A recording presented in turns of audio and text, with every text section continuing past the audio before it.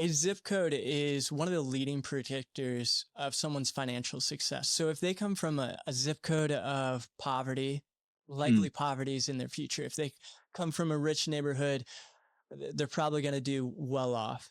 Now, you have just described a zip code of brokenness. When did hope enter your story? Like what started to change your zip code to being blessed? Yeah, I mean, I think there are two defining factors, and I'll say this, like as we have this conversation about like, hey, like what are actions or beliefs that you had, or like steps that you took to like reach a point of healing.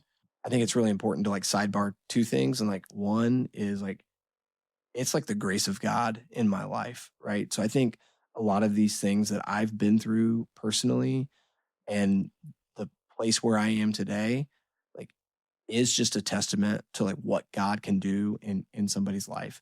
And so I'll say a lot of things that like I did, but like I wanted to like always be with the backdrop of like it really was the Lord working through me and like the Lord's hand on my life, because um there's absolutely like zero chance I end up with the blessings that I have today if he hadn't intervened. So that's one. Two, I had like a lot of like really, really, really good people who sacrificed a lot for me and who loved me and like opened their home up for me and loved me when I was unlovable and gave me opportunities that I didn't deserve. And so like I am not a self-made man in that respect. Now, like there were plenty of things that like I had to do and I had to work through. Like I spent a lot of time in counseling. Um, but like for me, like so zip codes, like from like broken to like blessed, right? Like two defining times stand out for me. And like one is the day that I accepted Christ. Like I remember my dad hid me with some cousins. We mentioned that earlier, right? Like my mom didn't know where these cousins were. Like so think about like how wild that is. Like he literally was like, "Hey, I need you to keep my kids for a little while," and mom had no idea.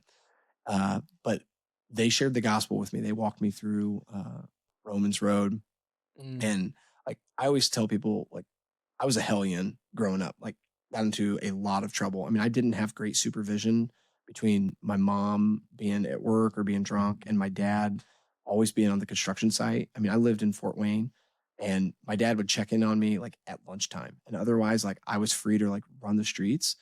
And so when they told me that like I'm a sinner, uh, and say, like that, I'm like, "Oh, okay, yep, I like totally agree with that." And they were like, and there should be payment for that sin. I said, yeah, that makes sense. That checks, but they said, but Christ has paid that for you. Um, and that Mm. is like my family had been to church some growing up. Like my mom would drop us off, but like that's the first time I remember hearing the gospel. And the peace that I felt when I accepted Christ's payment for my sins, like I think just like the weight of all the brokenness and like and just the hardness of life really melted away. And I think that was one part of it. I think from that point on, I kind of took this new posture. It wasn't a healthy posture, but it was like, okay, you know what? Like it was me versus the world, but now it's like me and God. Um, and then the second one was really with Dan and Martha. Those are my foster parents when I my junior and senior year of high school.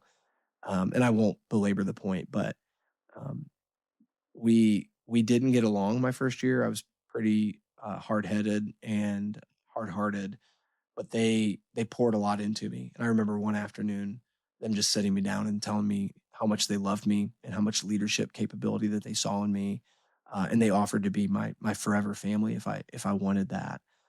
And I can tell you, like the next day, my heart of stone was melted. I mean, that's the only way I can describe it. Like I was a different man the next day because of that conversation. I think it's amazing because God regenerated your heart. You're born again. And now begins the process of renewing your mind. Your mom was verbally abusive, speaking death and life That's are right. in the power of the tongue. But then these foster parents start speaking life, prophetic words of encouragement about your future, saying, hey, you're Mm. a leader. You're strong and courageous. You're a man of faith. And like at that point, like your trajectory of life changes.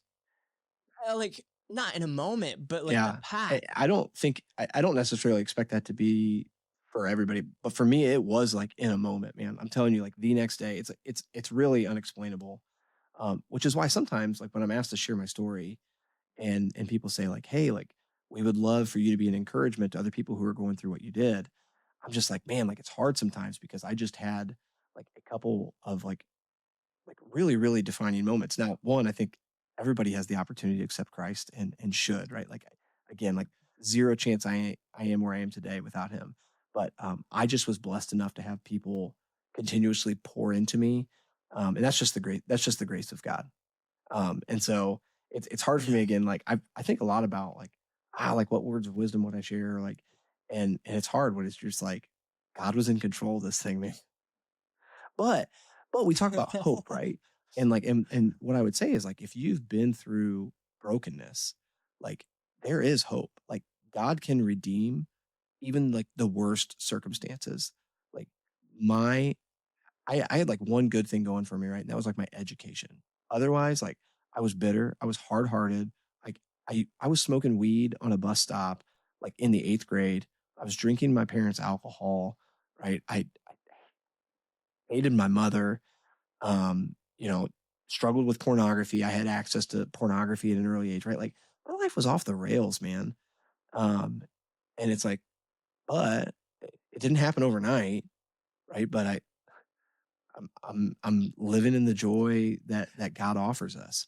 And so I think like just extending that to people, Yeah. like it's cliche, right? But like where you start is like not where you have to end. And it doesn't happen overnight. But God really can redeem any situation. I'm convinced of that.